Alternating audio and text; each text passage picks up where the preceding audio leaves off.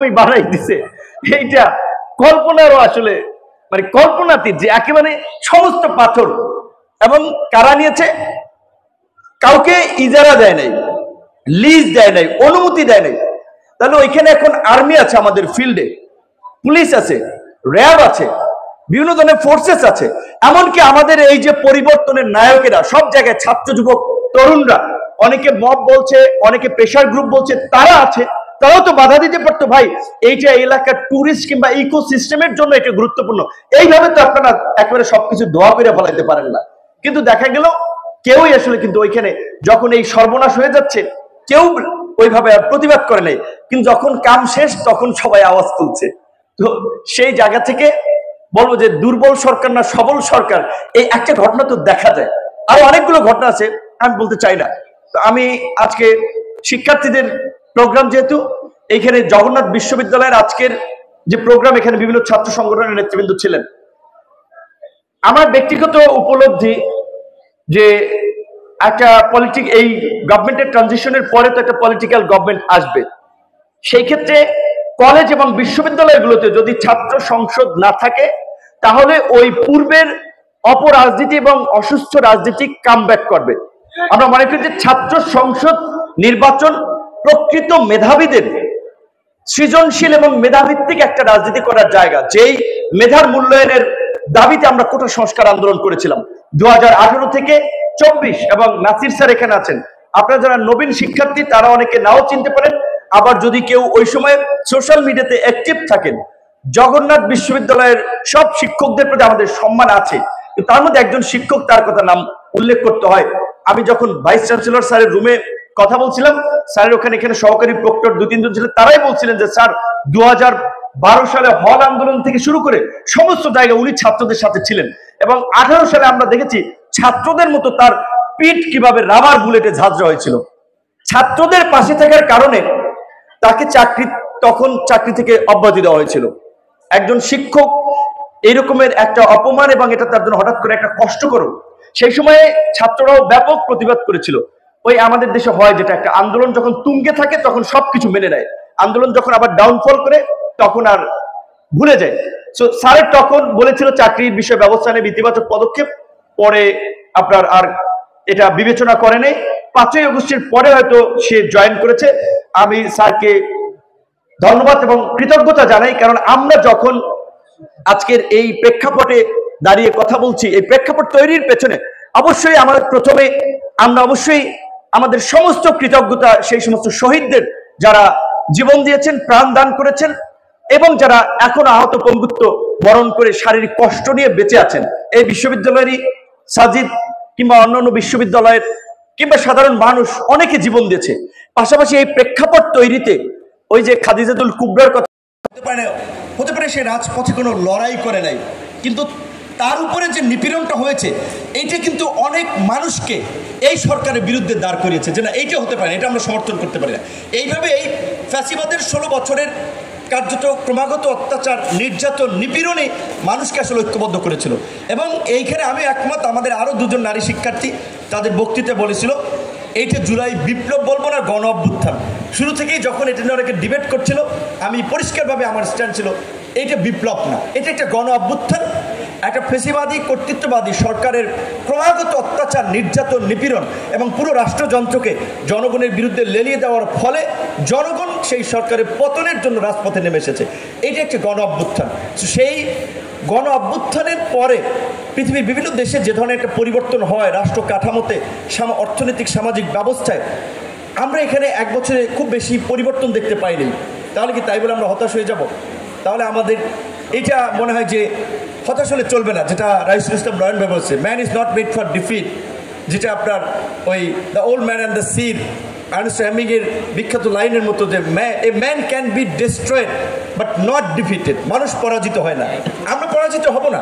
আমাদের যে স্বপ্ন আকাঙ্ক্ষা, আমরা যাদের কাছে প্রত্যাশা করেছিলাম তারা হয়তো ফেল করেছে, কিন্তু আমরা তো ফেল করি নাই, আমরা তো দায়িত্ব নেই নাই, আমাদের তো এখনো সুযোগ আছে, বয়স আছে, আমরা চেষ্টা করে দেখব। সেই জায়গা থেকে আমি মনে করি যে আগামীর বাংলাদেশে একজনের হয়তো এমনিতে পোস্ট দিয়েছিল ফেসবুকে যে এখন নেতা তার কম্পিউটার বা পিসি অন করে দেওয়া লাগে আরেকজনের, ফেসবুকে লগ ইন করলে 4 বার পাসওয়ার্ড দিয়ে করে ভুল, কথার কথা একটা সোশ্যাল সাইটে ঢুকতে হলে এই সমস্ত অ্যানালগ লিডার দিয়ে ডিজিটাল বাংলাদেশ বা আগামীর বাংলাদেশ চলবে না। এখন আগামীর বাংলাদেশকে নেতৃত্ব অবশ্যই স্মার্ট এবং তরুণদেরকে, অবশ্যই তরুণদেরকে, যেই তরুণরা পরিবর্তন করেছে। 16 বছরে রাজনৈতিকভাবে চেষ্টা হয়েছে, রাজনৈতিক দলগুলোর প্রতি জনগণের আস্থা ছিল না, কনফিডেন্স ছিল না, কারণ তারা মনে করছে যেইলেও সেই কদু, যে আসবে একই কাজ করবে। তো এই পরিস্থিতিতে আমরা আমাদের অনেক অপ্রাপ্তি কিংবা না পাওয়ার মধ্যে থেকেও আমরা এটুকু বলতে চাই যে আমরা যে বাংলাদেশটা বিনির্মাণ করতে চাই, যেখানে রাজনীতিবিদরা এবং আমাদের রাষ্ট্র জনগণের প্রতি দায়বদ্ধ থাকবে, সংবিধান নাগরিকদের অধিকারের একটা রক্ষা কবচ হবে, প্রত্যেক নাগরিকের সামাজিক এবং অর্থনৈতিক নিরাপত্তা থাকবে। বাংলাদেশের মতো একটা ওভার পপুলেটেড কান্ট্রি, কর্মসংস্থানের যে অভাব এবং প্রকৃত মানসম্পন্ন শিক্ষা, এবং সবচেয়ে আমি একটা উদাহরণ দিয়ে আমার এই কিছুদিনের প্র্যাকটিক্যাল একটা কথা শেয়ার করে আমার বক্তব্য শেষ করব। আমি রাজশাহী থেকে ফিরছিলাম, রাজশাহী বিশ্ববিদ্যালয়ের 2 দিন প্রোগ্রাম করেছিলাম এবং ওইখানে আমাদের একটা দলীয় প্রোগ্রামে অংশ নিয়েছিলাম। তো আসার পথে ট্রেনে টিকিট কাটা হয়েছে, যারা ট্রেনে চলেন তারা জানেন যে ট্রেনে স্লিপিং বেড আছে, উপর নিচে 4টা বেড একই রুমে। তো এখানে আমাদের ওই কামরার মধ্যে একজন ভদ্র মহিলার সিট, উনি পাবনার সম্ভবত ঈশ্বরদীনা যেন চাটমোহর থেকে উঠলেন, খুবই অসুস্থ বয়স্ক মানুষ, ওনার ছেলে ওনাকে নিয়ে আসতেন। কোথায়? ঢাকা আসছে চিকিৎসা করাতে। দেখেন পাবনার কাছাকাছি রাজশাহী একটা বিভাগীয় শহর, রাজশাহী একটা মেডিকেল কলেজ আছে। এই মেডিকেল যদি পরিপূর্ণ চিকিৎসা সেবাটা নিশ্চিত করতে পারত, তাহলে ওই মানুষটাকে, বয়স্ক মানুষটাকে কষ্ট করে ঢাকায় আসতে হতো না। এবং ওনার সাথে ওনার 2টো ছেলে আসছে, ছেলের একজন ওয়াইফ আসছে। 3টা মানুষের যে খরচ, তারপরে জার্নির কষ্ট, ঢাকায় এসে কোনো আত্মীয় স্বজনের বাসে উঠবে কিংবা হোটেলে উঠবে, সেটার একটা খরচ এবং কষ্ট। দেখেন সিম্পল একটা চিকিৎসার জন্য মানুষকে কত ধরনের ভোগান্তির শিকার হতে হচ্ছে। অথচ আমরা যদি 10টা ডিভিশনে আমাদের ময়মনসিংহ হসপিটাল, বরিশাল কিংবা খুলনার এরকম বিভাগীয় পর্যায়ের হসপিটালগুলোতে আমরা পরিপূর্ণ চিকিৎসা সেবাটা নিশ্চিত করতে পারতাম, তাহলে তো মানুষকে এই ভোগান্তির শিকার হতে হতো না। এবং আমাদের দেশের যে চিকিৎসা ব্যয় মেটাতে গিয়ে যে প্রতি বছর আপনাদের ফ্যামিলি আত্মীয়স্বজনরা দেখেন যেভাবে আর্থিক দৈন্যদশার মধ্যে পড়ে, এইটাতে পড়তে হতো না। কিন্তু আমাদের প্রত্যাশা ছিল এই সরকার এই রকমের কিছু পরিবর্তন করবে, যেটা মানুষের চোখে লাগবে এবং মানুষ একটা এই 1 বছরের মধ্যে মনে করবে যেটা ইউনূস সরকার দায়িত্ব নিয়েছিল, বাংলাদেশে এই জন্য একটা পরিবর্তন হয়েছে।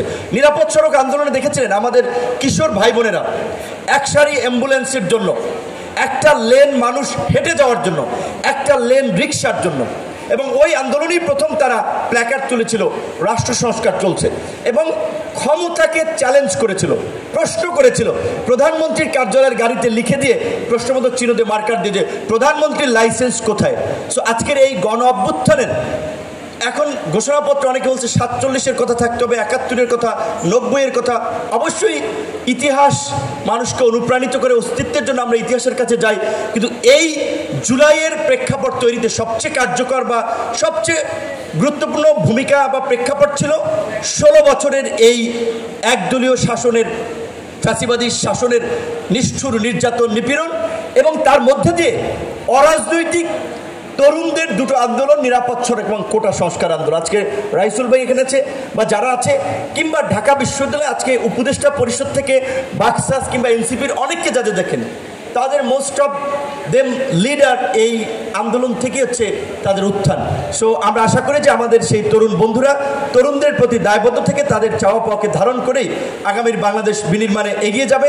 জগন্নাথ বিশ্ববিদ্যালয়ের ছাত্র অধিকার পরিষদ এই ধরনের কর্মসূচি আয়োজন করেছে। অন্যান্য ছাত্র সংগঠনগুলোর মধ্যেও ইতিবাচক কর্মকাণ্ডের একটা প্রতিযোগিতা হোক এবং তার মধ্যে দিয়ে ক্যাম্পাসে একটা সুস্থ সুন্দর সাংস্কৃতিক শিক্ষার একটা পরিবেশ বিনির্মাণ হোক। জগন্নাথ বিশ্ববিদ্যালয়ের ছাত্র সংসদ নির্বাচনের বিষয়ে অনেকে বলছেন যে এটা 4টা স্বায়ত্তশাসিত বিশ্ববিদ্যালয় ব্যতীত পরবর্তী বিশ্ববিদ্যালয়গুলোর নির্দিষ্ট আইন কিংবা আপনার নীতিমালার কারণে বোধহয় একটু জটিলতায় পড়েছে, বাট জগন্নাথ বিশ্ববিদ্যালয় অনেক দূর এগিয়ে গেছে।